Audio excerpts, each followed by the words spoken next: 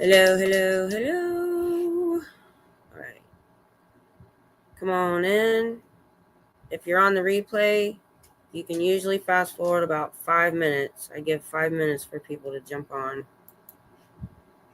if you don't want to listen to me chatter on or say hi, people.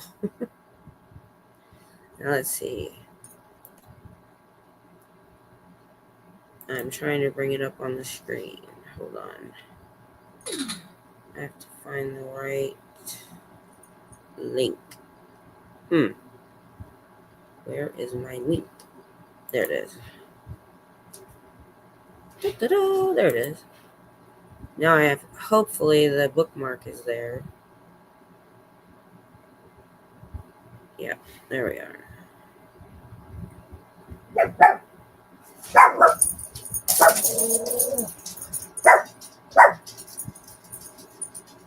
All right.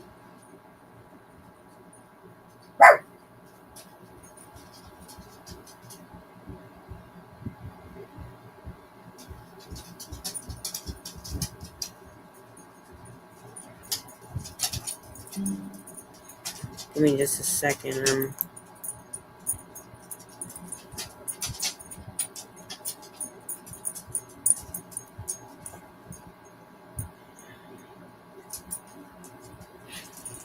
I'm trying to make sure we're on the right page.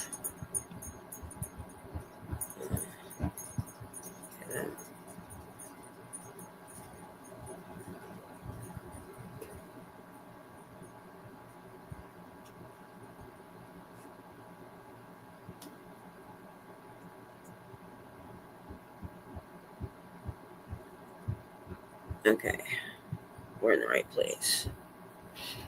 Great. So, hi, Minnie. Hi, Aaron. Hey, Bob. Hi, Bob. I got to meet Bob recently. That was fun. So, my husband is up on the roof right now making lots of noise. Hi, Scooter Mom. Hey, Cricket. Oh, there's a lot of you in here. So, last Sunday, I was late to work because I guess there's a lot of traffic on Sunday. So, I can only be on here for an hour because I have to leave at 4:30 instead of 5. Actually, I left a few minutes before 5, but it wasn't enough. Last night, I was 30 minutes early.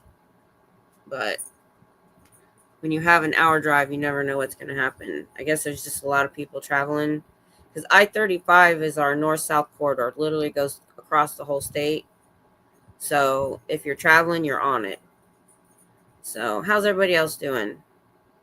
I always give it about 5 minutes. A lot of people here today. What would you guys think about switching days? I know going to a weekday would be difficult, but this is also something you can watch on the replay. Although I like conversation.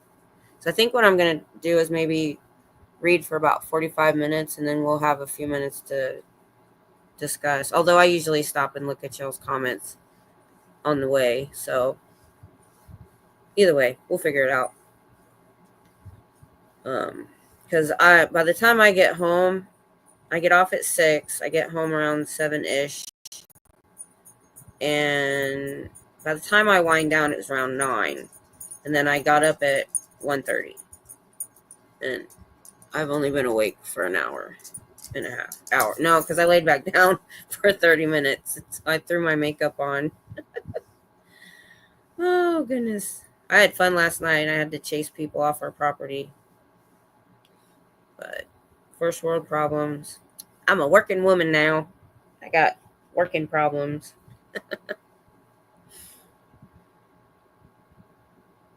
Oh, thank you, Cricket. Thank you so much.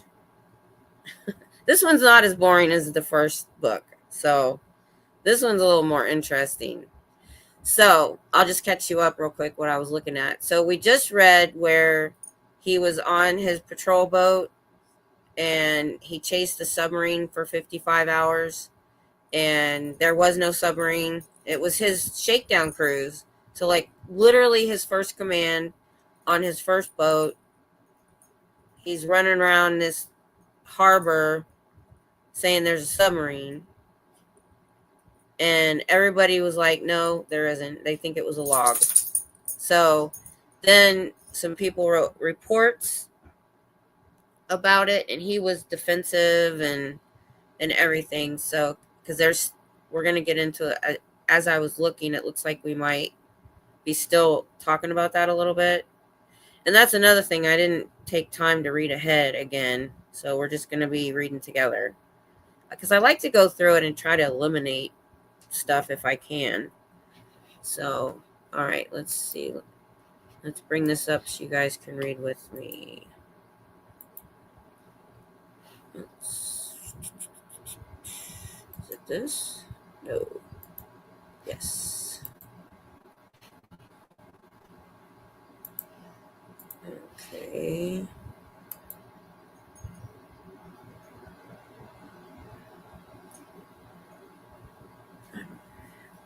Okay, my picture covers words, so we're going to take my picture out. All right, let's get into this. So, take me out. Alrighty. Then I'll come back and look at comments. Oh, let's see.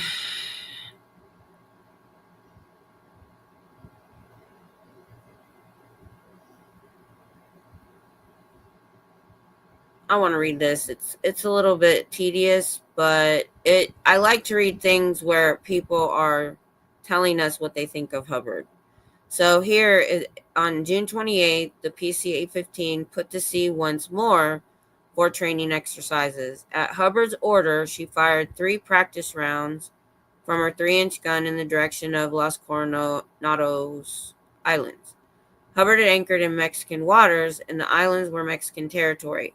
Within 2 days, a board of investigation was underway. On July 7, a fitness report on Hubbard was written by Rear Admiral Braisted, Commander Fleet Operational Training Command Pacific. That's pretty high up. In the remarks section, the Rear Admiral said, "Consider this officer lacking in the essential qualities of judgment, leadership, and cooperation."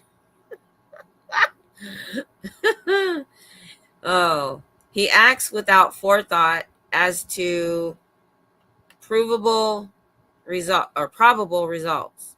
He is believed to have been sincere in his efforts to make his ship efficient and ready, not considered qualified for command or promotion at this time. Recommend duty on a large vessel where he can be properly supervised. We may have already read that because I remember something like that. Him having to be properly supervised. Oh, here. Okay. As we have seen, this is why it sounds familiar. This observation about Hubbard's need for supervision had been made by the U.S. Naval Attaché in Australia and by the Commandant of the Boston Navy Yard. This time it was heeded, and Hubbard did not receive another command. Okay, so we did hear those words before. On July 15, 1943, Rear Admiral Braisted wrote a letter of admonition to Hubbard and for the record. On the same day, Hubbard complained of epigastric pain and was put on the sick list in San Diego. In his private papers, Hubbard later admitted that his illness was a way of avoiding discipline. Yeah, we've seen that before. He blamed his eyes so he didn't have to take the naval entrance exam again.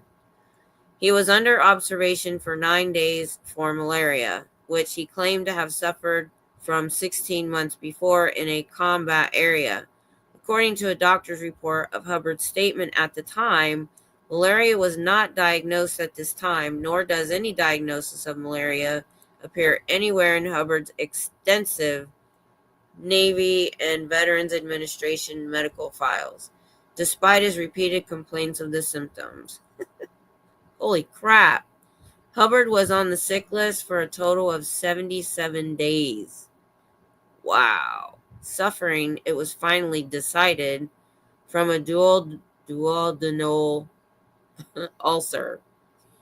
At the end of this period, in October 1943, he asked to be ordered to landing vessels, attaching a list of his qualifications to the request, which included the command 3 expeditions and a puffed up account of his brief spell with the Marine Reserve at George Washington University. He also attached a statement seeking to justify the shelling of the Coronados, saying that most of the crew had asked to return to his command. I doubt it. He claimed to have been given permission to fire at his own discretion and complained that other vessels had not been censured for anchoring off the Coronados. Yeah, but they didn't shoot at it either. Hubbard added pathetically that although he knew that he was in the grip of a throat infection at the time, this could not excuse his error. Oh my God, okay, I have to come over and talk. Oh my gosh. And we don't get tired of that one. So, water.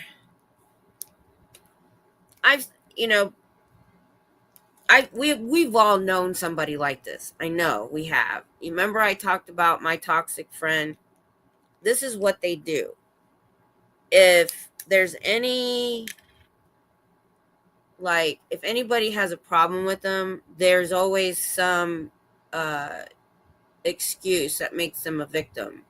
Or, oh, I was sick. Or, no, this wasn't it was never their fault, right? It's never their fault. He's sick. This happened. This person said this. That person didn't get in trouble, but I did.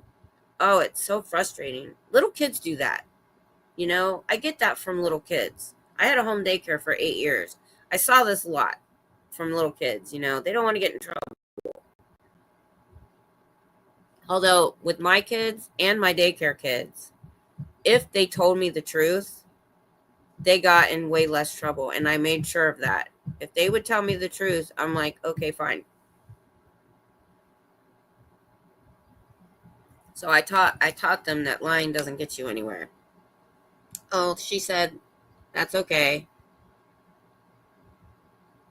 Okay, cool. Yeah. I'm like, and I've said before, these type of people in their mind, they believe this crap. In their skewed reality, they believe it. I think they believe it's really not their fault. Although what was funny is in his private papers, he said he did that to get out of trouble. So he did know he was doing it sometimes. Oh, cool. My husband would love your frogs. He loves amphibians and all kinds of stuff. This is a good thing to listen to. You don't have to be here if you know. So, all right. Let's get back to this. Wow. Oh, let me change. Hey, to me. I don't know why I'm calling you that. Okay, cool. Thank you. I appreciate that. Alrighty. Where are we? Can you guys see my mouse? Let me see. Oh, well, can't do that. Where are we? Okay. Right side of the page. This cautious statement failed to impress. Following the fiasco, it was a year before Hubbard put to sea again. They should have gave that guy a desk job. I don't even know why they put him on a ship. In early December, he was assigned to fitting out and training the crew of the USS Algol. He was in charge of training the crew. Thought he was supposed to be supervised. We'll see where this goes. In Portland, 1944, when the Algol was commissioned, Hubbard was posted as the navigation and training officer. That does not make sense to me, because if he has to be supervised, how is he in charge of all the training? He's supervising everyone else. That doesn't make sense. Aboard the ship, an attack cargo auxiliary vessel, the Algol followed the same initial route as the PC-815 south from Portland, but docked at Oakland after training exercises. On Wednesday, September 27th at 4:30 p.m., the deck log of the Algol shows that the navigating officer reported to the OOD, officer of the deck, that an attempt at sabotage had been made sometime between 1530 and 1600. That's 3:30 and 4 o'clock. A Coke bottle filled with gasoline with a cloth wick inserted had been concealed among cargo, which was to be hoisted aboard and stored in number 1 hold. Wait. The log is signed by the navigating officer, L. Ron Hubbard. The FBI and Navy intelligence were called in to investigate. You know, I don't know where this is going to go, but my thought is this is something he would do to make himself look good. Hey, look what I found. It's just my opinion. Let's see where it goes. The next day's log records a dispatch received at 22:14 on the night of the incident, confirming earlier orders for Hubbard to leave ship. What? The Algol put to sea 6 days later. Wait, what? The next day's log records a dispatch. Okay, we'll see where this goes. The Algol put to sea 6 days later. It was to play a part in the Okinawa invasion, and by the end of the war had won 2 battle stars. Hubbard remained safe ashore. He later claimed that the title role in Mr. Roberts was based on his experience aboard ship, with Hubbard's part taken by Henry Fonda. Oh, I remember hearing about this. His commanding officer, Lieutenant Commander Jones, upon whom Hubbard was later to claim the vicious James Cagney character was based, did give Hubbard a generally favorable fitness report, but remarked, Lieutenant Hubbard is a capable and energetic officer, but is very temperamental and often has his feelings hurt. He is an above-average navigator and is to be trusted. This officer is of excellent personal and military character, recommended for promotion when due. Well, that's a change. Hubbard responded to a general Navy request for applicants for intensive training with eventual assignment to foreign duty as civil affairs officers in occupied areas. Commander Jones had earlier approved Hubbard's request for appointment to the School of Military Government. In his application, Hubbard had claimed that he was a trained civil engineer with a knowledge of Spanish and Japanese, Peking and Shanghai Pidgin, Tagalog, and Chamorro. He is not. He does not know those. Ugh. Sorry. Frustrates the heck out of me. I mean, I could see maybe saying, I thought he was going to say Spanish, Japanese. Then it keeps going. I'm like, really, guy? He also claimed an understanding of the social psychology of the peoples of the Philippines, North China, and Japan. Hubbard was one of hundreds of officers who did a 3-month course in military government at Princeton. However, his later claims to have studied at Princeton University are misleading. During the war, the U.S. Navy had a training establishment on the campus at Princeton, which was not part of the university. It seems likely that Hubbard was in training for the anticipated post-war occupation of Japan. By his own admission, he failed the examination for overseas posting and became depressed as a consequence. In April 1945, Hubbard's duodenal ulcer flared up, and he spent the next 7 months on the sick list, largely as a patient in Oakville Hospital, Oakland, which I think is where he ended his career. Lord have mercy. Oh.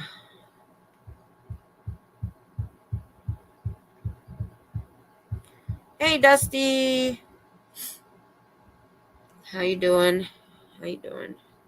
Yeah, we're reading the fictional history of L. Ron Hubbard. As most of it is complete fiction. His miraculous recovery. I don't know if I want to read every paragraph of this, so let's see where it goes. After serving in all 5 theaters of World War II and receiving 21 medals and palms, he was severely wounded and was taken crippled and blinded to Oakville Naval Hospital. at least according to one of the Scientologist accounts. So that's what he tells. Oh my gosh. Wow. It's I don't think it's even possible to serve in all 5 theaters. You'd have to be getting reassigned, and reassigned. I don't know. Oop, whoops. Sorry. Scientology accounts. Wait. Okay, yeah, I'm out of the picture. I just want to make sure. Hold on. How do I get rid of this line? There it goes. Scientology accounts claim that Hubbard, having served in all 5 theaters, received. We read all that. Crippled and blinded. Right hand side. Hubbard's service record presents a different picture. A man who never saw action against the enemy and received not 21 or 27, but 4 awards, none for combat or wounds. The Scientologists frequently reissue a Hubbard article called My Philosophy, which reads in part, blinded with injured optic nerves and lame with physical injuries to hip and back, at the end of the World War II, I faced an almost non-existent future. My service record states this officer has no neurotic or psychotic tendencies of any kind whatsoever. Yet, let me interject here.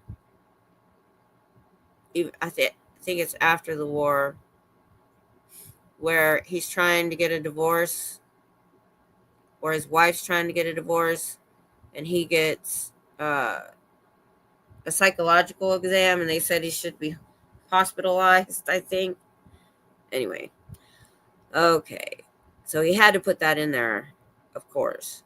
But it also states permanently disabled physically. And so there came a further blow. I was abandoned by family and friends as a supposedly hopeless cripple and a probable burden upon them for the rest of my days. I yet worked my way back to fitness and strength in less than 2 years, using only what I knew about man and his relationship to the universe. I had no one to help me. What I had to know, I had to find out, and it's quite a trick studying when you cannot see. I became used to being told it was all impossible, that there was no way, no hope. Yet I came to see again and walk again. Wow. Wow. I'm surprised he didn't say he walked on water. This moving history was designated broad public issue by Hubbard, so it is well known to all Scientologists. It is a remarkable story reinforced by biographical sketches published by his church. To the Scientologist, Hubbard's miraculous recovery gives hope for his or her own cure. Hubbard's My Philosophy is not one of the biographical statements containing errors made by former public relations people who have since been removed.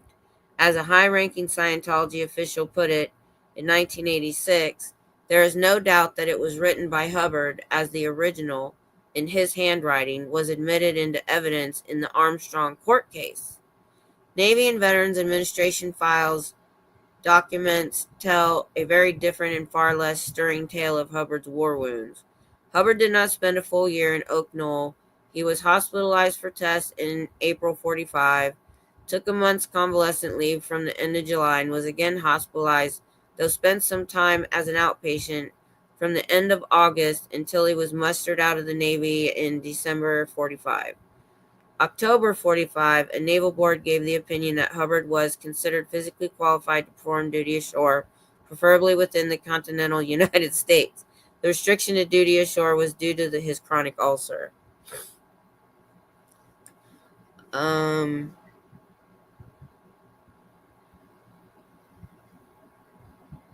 not going to see. Second paragraph. When Hubbard was admitted to Oak Knoll, he had 20/20 vision with glasses. When he was mustered out, his eyesight was 12/20 in the right eye and 14/20 in the left, again with glasses. The major deterioration coincided with his decision to apply for a disability pension. In a plaintive letter to the Veterans Administration, Hubbard claimed that reading for longer than a few minutes gave him a headache. Following his accidental attack on one of the Coronado Islands in June 43, Hubbard was hospitalized for stomach trouble, which was diagnosed as the ulcer. January 45, he suffered from arthritis, which he attributed to climate change from the tropics to winter in New York. I'm not going to read all of this, you guys. It's just, I don't think we need to. Oh, last paragraph on the right. At the time of his separation from the Navy, Hubbard applied to the VA for disability. February 46, he was awarded a 10% disability pension of $11.50 per month. His visual deterioration was not considered pensionable. For several years, he campaigned with some success to have his pension increased despite his enormous income in later years. Hubbard continued to draw the pension until his death. He was making so much money, he couldn't have gave up the $11.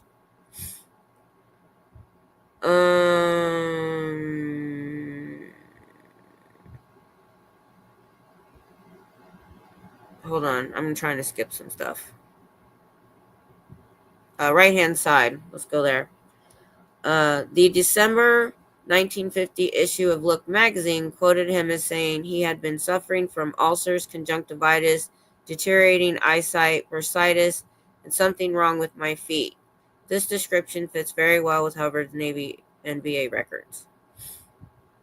Hold on, I'm going to try to skip some more. All right, next page.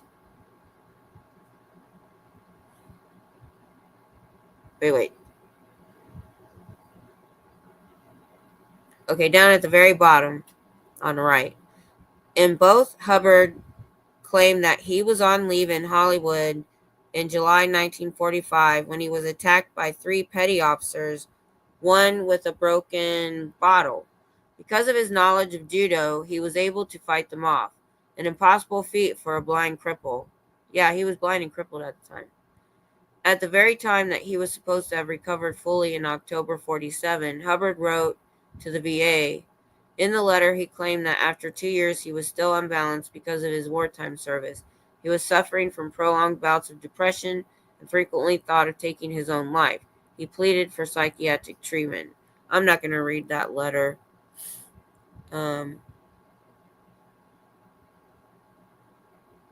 He got rated on the right 40% disability, which was $55.20 per month. In 48, it would have amounted to $181 per month. He was far from being permanently disabled. Last paragraph. In his book, Dianetics, The Modern Science of Mental Health, Hubbard made many claims for the curative powers. 8. Thank you.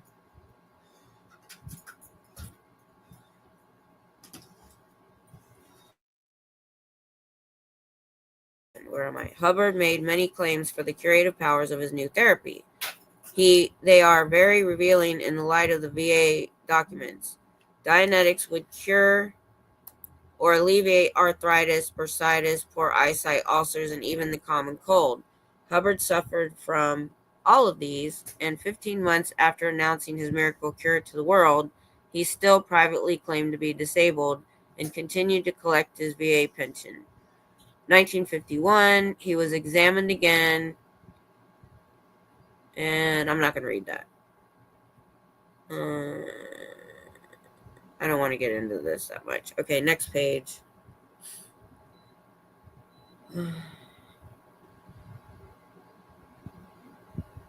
Here's one. Eventually turned down, he is a writer by profession and states he has some income from previous writing that helps take care of him. This is a well-nourished and muscled white adult who does not appear chronically ill. Drop down to the bottom. Hubbard's Sea Org medical officer, Kima Douglas, testified in court that while she attended him from 75 to 80, he suffered from arthritis, bursitis, and coronary trouble. Well, yeah, you smoke 100 cigarettes a day, you might. Which Dianetics was also supposed to alleviate. Hubbard wore glasses throughout his adult life, but only in private. Yeah, I don't, I'm not going to go into the VA stuff anymore. It's too tedious. Next page.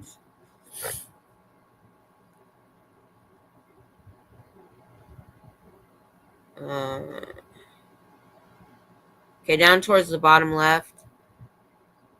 He added, however, that through hypnotic command, he would be able to convincingly pretend any of these and several other disabilities to obtain a pension, but would return to health an hour after any examination.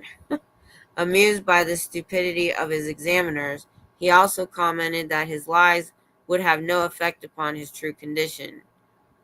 This chapter depends largely upon Hubbard's Navy and VA administration records. Next chapter. Wow. Where are we? Wow, this guy is just... wow, this guy is a piece of work, isn't he? Still getting his pension. I'm like, that could have went to somebody else, you know? He was making, I don't know if it was millions back then, but hundreds of thousands of dollars a month, I think. He did not need $55. What a piece of work. This is why my son, when he watched this stuff on the intro, if you guys ever get a chance to go to an org, I recommend that you do so. Or what I'd really like to do is, I need a tissue, guys. Hang on, I'm going to yell at my husband real quick.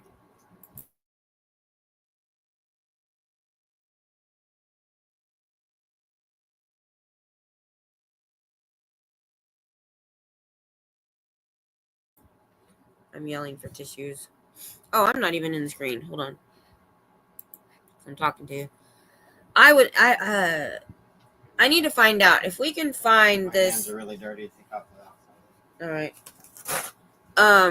If we could get that intro video that I watched, I would love to look at it again, because I don't remember a lot of it, but I would love to go over that again while we're reading this. All right. So we're starting a completely different chapter here. We got about 15-20 minutes to read.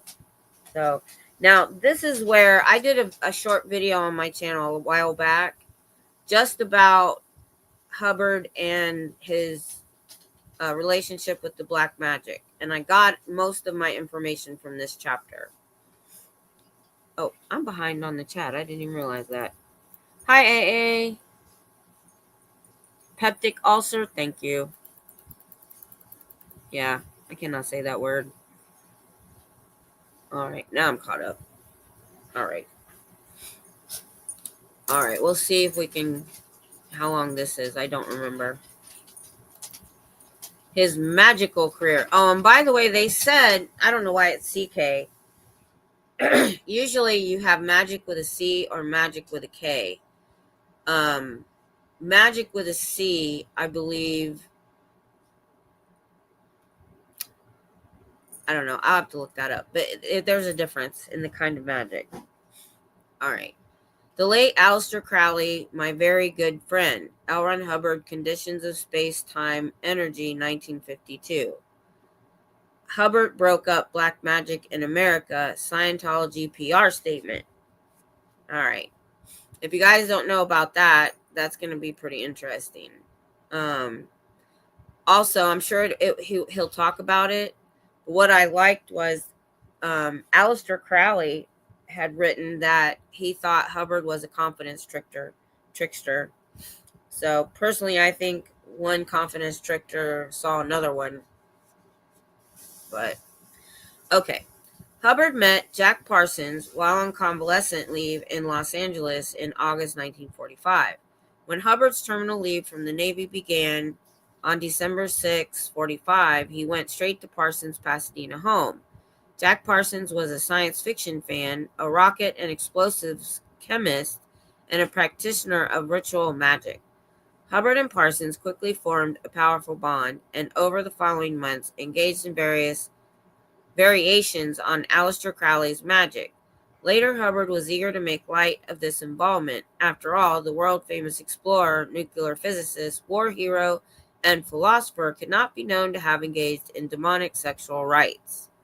In 1969, the London Sunday Times exposed Hubbard's magical connections.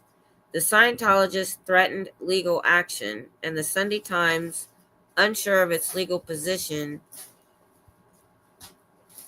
paid a small out-of-court settlement. Without retracting their earlier article, they printed a statement submitted by the Scientologists.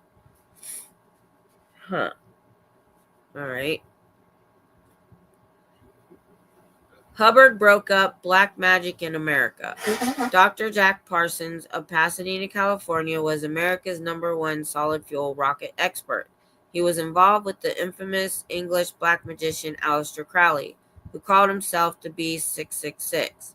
Crowley ran an organization called the Order of Templars Orientalis, actually Ordo Templi Orientis, over the world, which had savage and bestial rites. Dr. Parsons was head of the American branch located at 100 Orange Grove Avenue, actually 1003 South Orange Grove Avenue, Pasadena, California.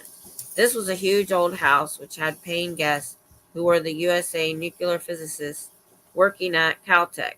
Certain agencies objected to nuclear physicists being housed under the same roof. Wow. Yeah, he did have a falling out. You can't be into black magic and be working with NASA. L. Ron Hubbard was still an officer of the U.S. Navy because he was well known as a writer and a philosopher and had friends amongst the physicists. He was sent in to handle the situation. He went to live at the house and investigated the black magic rites and the general situation and found them very bad. Parsons wrote to Crowley in England about Hubbard. Crowley evidently detected an enemy and warned Parsons. This is all proven by the correspondence unearthed by the Sunday Times. Hubbard's mission was successful, far beyond anyone's expectations. The house was torn down. Hubbard rescued a girl they were using. The black magic group was dispersed and destroyed and has never recovered. The physicists included many of the 64 top U.S. scientists who were later declared insecure and dismissed from government service with so much publicity. Now, this is Scientologist information, so we know it's all BS. During the Scientologist case against Jerry Armstrong in 1984, the original of this particular statement was produced. It is in Hubbard's handwriting. The statement is confusing and is mistaken on several points. Carl Germer, not Parsons, was in charge of Crowley's organization in America. Parsons, known as Frater Valerian or Frater 210, was head of the Single Church of Thelema or Agape Lodge in Pasadena. Hubbard's opening statement, the claim to have broken up black magic in America, is of course ridiculous. Hubbard did, however, contribute significantly to Jack Parsons' later financial difficulties. There is no evidence to support the claim that Hubbard was working for intelligence. Parsons' FBI file shows that he was routinely investigated from 1943 onwards because of his peculiar lifestyle. There is no mention of Hubbard in the file, and despite investigations, Parsons retained his high security classification until shortly before his death in 1952. However, the Scientology statement does admit Hubbard's involvement with Parsons. In a bulletin written for Scientologists in 1957, Hubbard said this of the man whose black magic group he had dispersed. One chap, by the way, gave us solid fuel rockets and assist takeoffs for airplanes too heavily loaded, and all the rest of this rocketry panorama, and who formed Aerojet in California and so on. The late Jack Parsons was not a chemist the way we think of chemists. He eventually became quite a man. Parsons was indeed quite a man. He was one of the developers of jet-assisted takeoff units and an original member of Caltech's rocket project, which became the Jet Propulsion Laboratory. Hubbard also had something to say about Aleister Crowley, Parsons' mentor, and the most notorious practitioner of black magic of the 20th century. Crowley was a determined opponent of Christianity, who had proclaimed, "Do what thou wilt shall be the whole of the law." Pretty much, you can do whatever you want. He was well known for his defiance of conventional morality. Crowley recorded his considerable abuse of drugs in the Diary of a Drug Fiend. Okay. And his bizarre sexual practices in numerous other works. He called himself the Beast after the beast spoken of in the biblical revelation of St. John the Divine. We all know pretty much what that is. Okay, this part's important.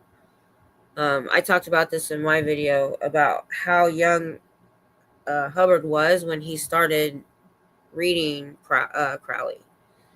In the Scientology Philadelphia doctorate course lectures given by Hubbard in 1952, there are several references to Crowley.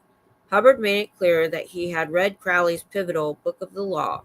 He also said the magic cults of the 8th, 9th, 10th, 11th, 12th centuries in the Middle East were fascinating. The only work that has anything to do with them is a trifle wild in spots, but it's fascinating work written by Aleister Crowley. Excuse me. The late Aleister Crowley, my very good friend. It's very interesting reading to get a hold of a copy of a book, quite rare, but it can be obtained. The Master Therion by Aleister Crowley. He signs himself the Beast, the Mark of the Beast, 666. In another Hubbard lecture, we are told, one fellow, Aleister Crowley, picked up a level of religious worship which is very interesting. Oh boy, the press played hockey with his head for his whole lifetime. The great beast, he just had another level of religious worship. Yes, sir, you're free to worship everything under the Constitution so long as it's Christian. Jack Parsons wrote to Crowley early in 1946. I don't understand that statement, by the way, but okay. Hold on, let me get another drink.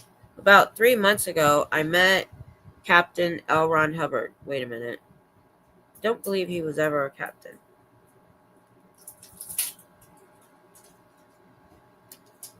Maybe he got promoted to captain.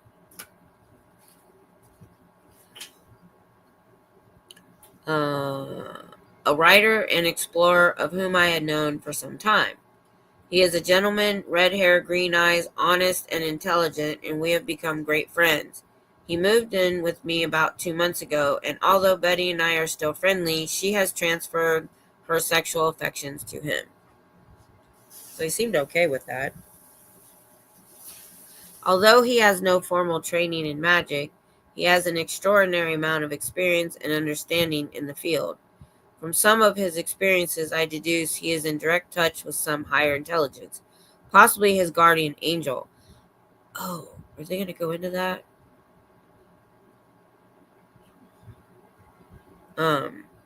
Yeah, Hubbard thought he had some sort of angel or entity that was speaking to him at one time.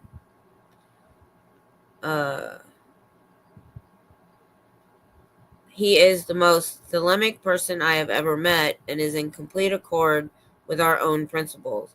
He is also interested in establishing the new Aeon, but for cogent reasons, I have not introduced him to the lodge. We are pooling our resources in a partnership which will act as a parent company to control our business ventures. I think I have made a great gain, and as Betty and I are the best of friends, there is little loss. I need a magical partner. I have many experiments in mind.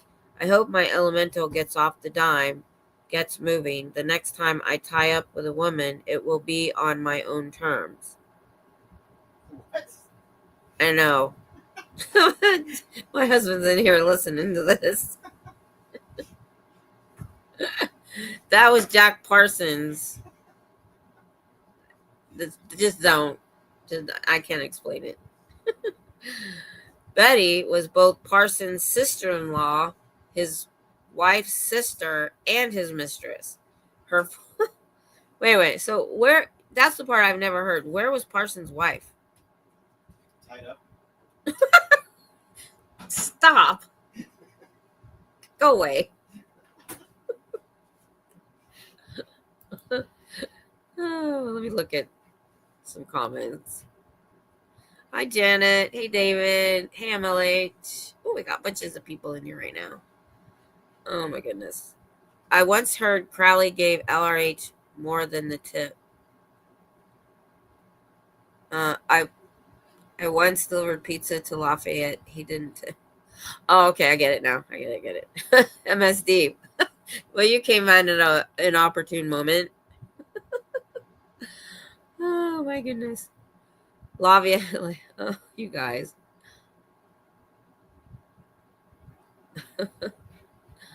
Oh, hi, Sophia. Okay.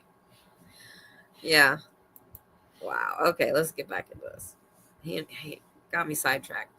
So, his girlfriend was his sister-in-law. Okay. I'm sure. So, I would love to know. I hope if this tells us where his wife was. Not there, I assume. Her full name was Sarah Elizabeth Northrop, and there is no doubt that she was the girl Hubbard rescued from Parsons. She was later to play an important part in the creation of Dianetics. By the way, something they kind of left out here that I read, maybe they'll talk about it. This whole time, Hubbard had a wife in Washington State, where he had left her, I guess, when he went in the Navy. When he was in LA the LA area with the VA hospital and stuff, and then went over to live with Parsons, he was still married. He just didn't go home. So I just thought that, because he eventually marries Sarah, but technically it's not legal because he never divorced his first wife. I hope I got that right. We'll find out. Parsons' house was a meeting place for a group of California's eccentrics. So many people met Hubbard during his stay there. Science fiction fan Alva Rogers gave a detailed account of the comings and goings of the parsonage. He said the place was run as a cooperative rooming house, so Parsons could afford to keep it up. In the ads placed in the local paper, Jack specified that only bohemians, artists, musicians, atheists, anarchists, or other exotic types need apply for rooms. Okay, that's so long. Rogers struck up a relationship with a girl who lived in the house and came to know Parsons and Betty quite well. He gave this description of Parsons. Jack was the antithesis of the common image of a black magician. He bore little resemblance to his revered master Aleister Crowley, either in looks or in his personal conduct. He was a good-looking man, urbane and sophisticated, and possessed a fine sense of humor. He never, as far as I saw, indulged in any of the public scatological crudities which characterized Crowley.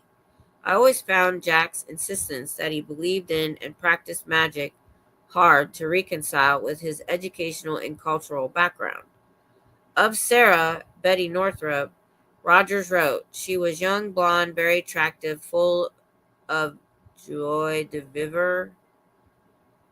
Yeah. Thoughtful, humorous, generous, and all that. She assisted Jack in the OTO and seemed to possess the same devotion to it and to Crowley as did Jack. Roger's impression of Hubbard was favorable. I liked Ron from the first. He was a medium build, red-headed, wore horn-rimmed glasses, and had a tremendously engaging personality.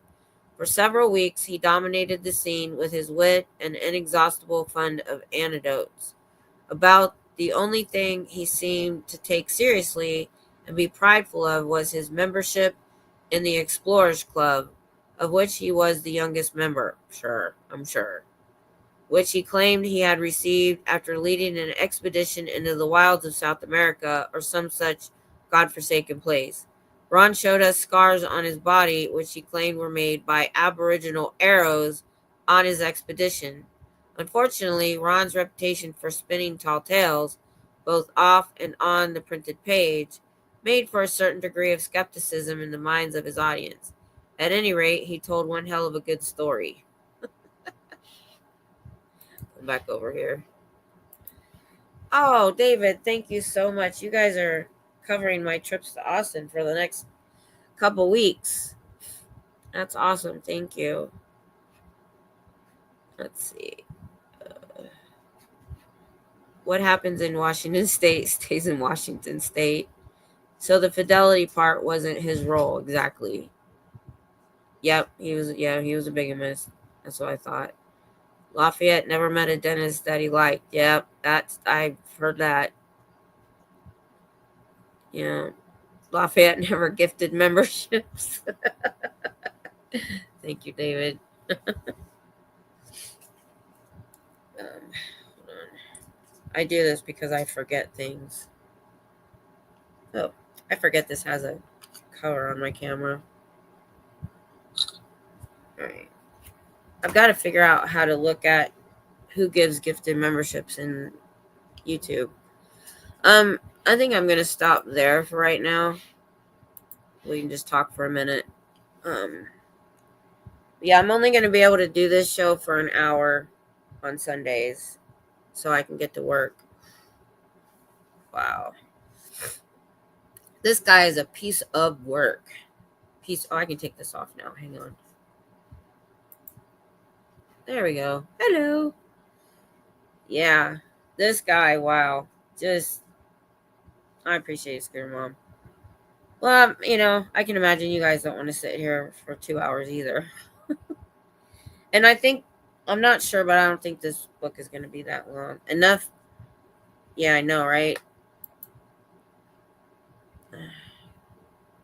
Yeah, I really like where I work. I'm alone most of the time in a big, huge, old building. The top 2 floors are storage, and there's no lighting because it's an old building. So it's me and my flashlight. If you stop, I have to go mow and weed. We got a couple more minutes. You can put that off. Or we can chat till 4. But yeah, what I was saying earlier, some of you came in late. I said, I think we have all met someone like this. That at first you're like, really? That's cool. And then after they go on and on and on. Oh, I did this and that, and I did this and that. And then you start to be like, not one person could not have done all the things they said they did. Okay. That doesn't sound fun, David. I mean, it just reiterates what we already knew. But if you guys haven't done the deep dive that I have, this is, what we've heard about this guy. I mean, what I think now, I think more and more Scientologists, especially, cough bucket cough.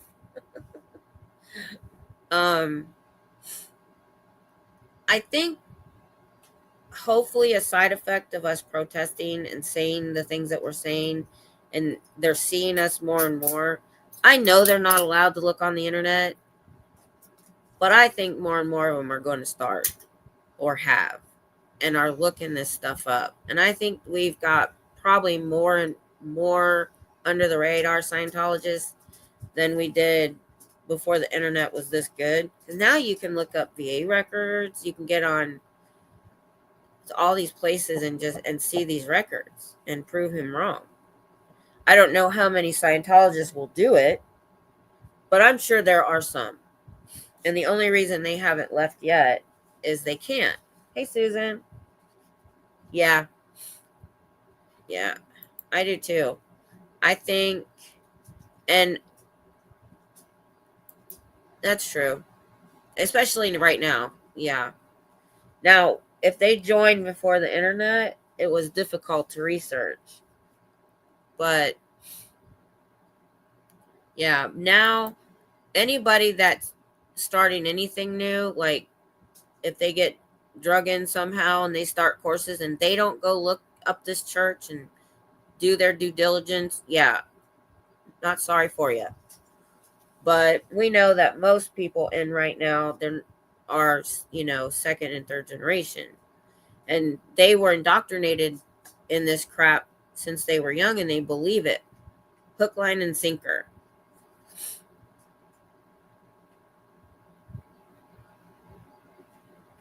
Yeah.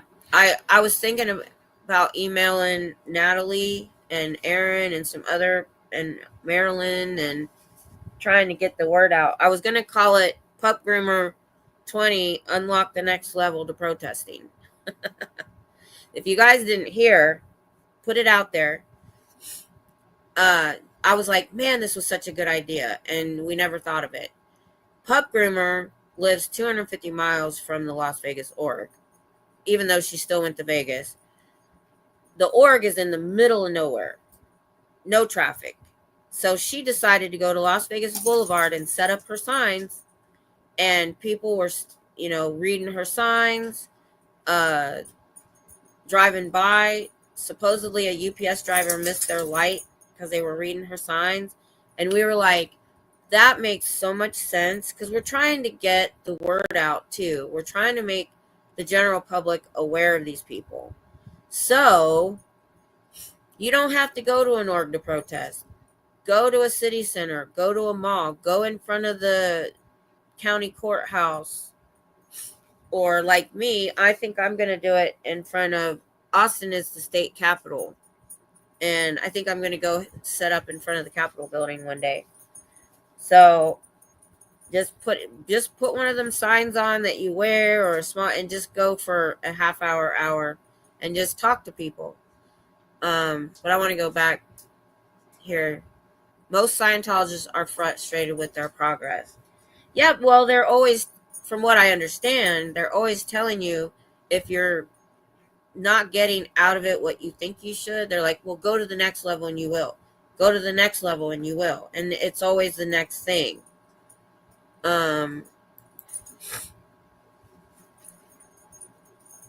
Yeah, I know. I found out recently, my great grandfather, on his draft on that, he was wounded in Italy, because I knew he had a Purple Heart, but I didn't know what for. So that was pretty cool.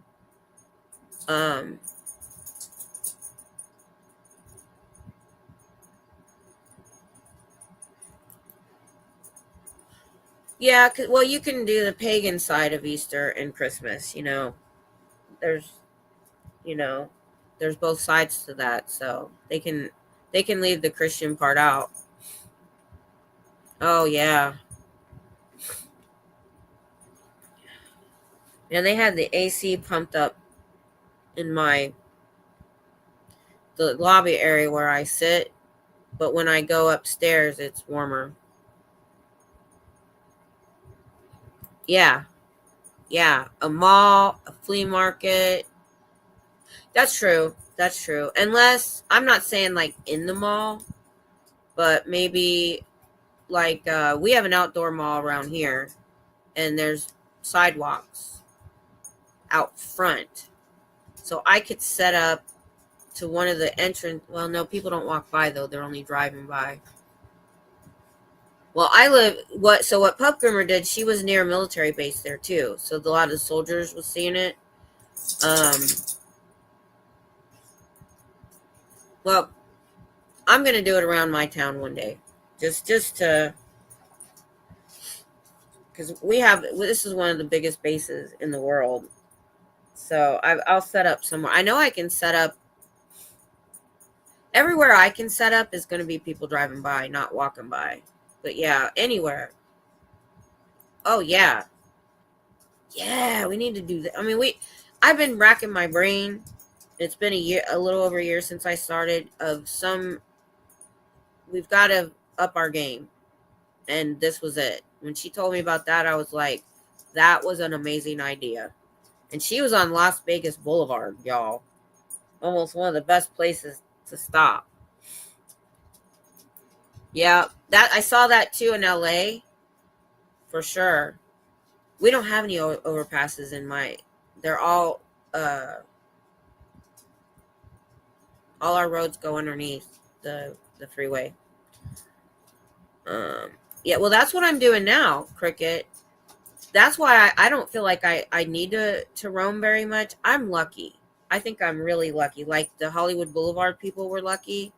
Is I'm across from the university. I've got hundreds of kids walking by me and all the time. In a couple hours, I could probably have upwards of 100 people walk by. Yeah. Yeah, you got to check your local laws for that kind of stuff too. I know some of them you could just hold it maybe if you can't hang it, but yeah, do whatever you can. If all you can do is pass out flyers with like here's some information to go find, we're trying to get the word out. I mean, look how long it took for them to take notice of the atrocities going on in the Catholic Church. And it took journalists writing about it and getting it out there. So I'm glad you brought this up. I'm sorry we're not talking about the chapter, but I think this is important. And I'm going to talk about it as much as I can. We need to talk about it in other chats, especially protester channels. When I have a chance, I'm looking. When I have a chance, I'm going to email some people too. When I finally get the carrier pigeon and check my email. I told Tom you said that. It was hilarious. A couple minutes here and there is not going to hurt. All I have to do is get dressed and put my lunch in the cooler, and I have to be out of here by 4:30. So, but yeah, because on weekends, well, anytime at this location, there's only one person on duty. So if you're late, they're late leaving. So, hey, Susie.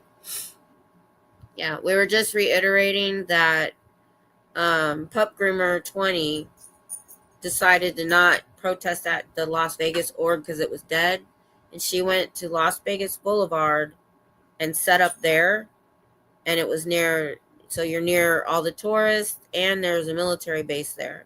So it gave us the idea the other day that we need to stop worrying about protesting in front of the orgs and branch out. Go to your city center, in front of a courthouse, anywhere where there's a lot of foot traffic or just driving traffic.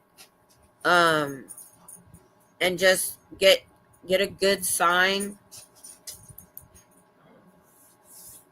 Maybe they might allow that. Oh yeah, I see that. Yeah, I could see that. So we'll not push that then, the overpasses. But talk to other protesters, talk to other chats, because what it was is I've heard so many times that people are like, I'm so far from an org, I can't protest. And I'm like, well, yes, you can. If you really want to. I mean, like I said, just being and supporting the protesters is awesome. But if you can just get a good sign and a half hour, not a ridiculous long time, a half hour at some place in your town that has heavy foot traffic or driving traffic, and just stand out there for a little while with the information and maybe hand out flyers to where they can get more information, and just, a list of their crimes. I think that's the biggest thing that people need to know. I think Scientology crimes, and just list them. And the crimes, that's why when I'm being loud, I throw out the Delphi Academy lawsuit, because you can find it, and that they protect child predators. And I do that loudly as people walk by, because that's going to stick in their brain. So you want to put the most sensational thing you can on. So you want to put the child abuse, the elder abuse, the human trafficking, all of that, or that we're trying to get their tax exempt status taken away. Help us, So I'm going to try to do that. And what I decided to do, I'm going to leave in just a minute. because I know that the body routers are traveling because we're in front of the org, they've gone to suburbs and farther than that to a small town past the suburbs to put out pamphlets.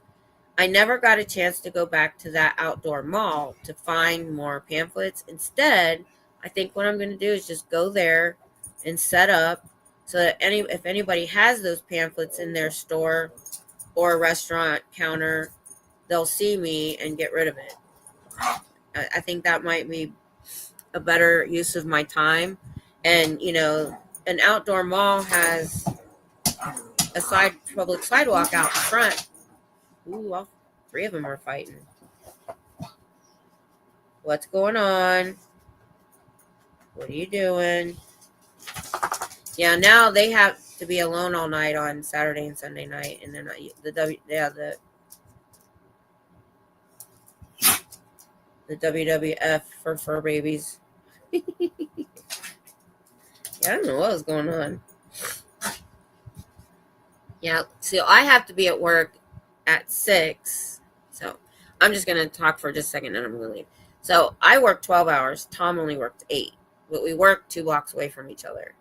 So I leave at 6. He has to be there. I have to be there at 6. He has to be there at 10. But we leave at the same time in the morning. So this morning, as I'm leaving, he comes by and she has to open the gate for me to leave. And he's like, "You want to race?" I'm like, "No." Too tired. So the dogs have to be alone now for 2 nights for 10 hours with driving time. They did pretty good. It's at night. They probably slept all night. They were very happy to see us in the morning though, because they're not used to that. They're spoiled. My dogs are so spoiled. All right, you guys, I got to get to work. First world problems.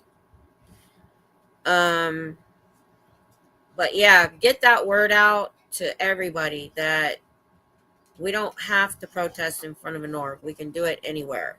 The point is getting, Scooter Mom, they were having an event in a hotel.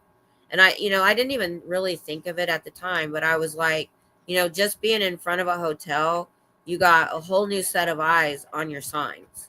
And I believe a few people stopped and said something.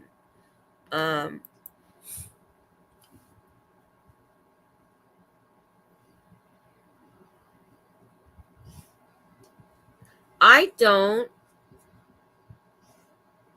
Oh, I do have Nextdoor. I just have never used it. That might be a really interesting idea too. Yeah. Yeah, we found out they were going to the suburbs on accident. Hitzel lives up that direction, and she happened to walk in a donut shop and find a box of the pamphlets. Then, a while later, she was in the other town at somewhere else and found another box. She ended up scooping up 6 boxes of pamphlets over time. I only got 1. Alrighty, let's see. Yep, I know. And that's why we should have thought about that then. And it, takes a while for the brain to catch up. All right, y'all. I'll try to be out protesting this week. So that'll probably be the next time I see y'all. Have a good week if not. See y'all later.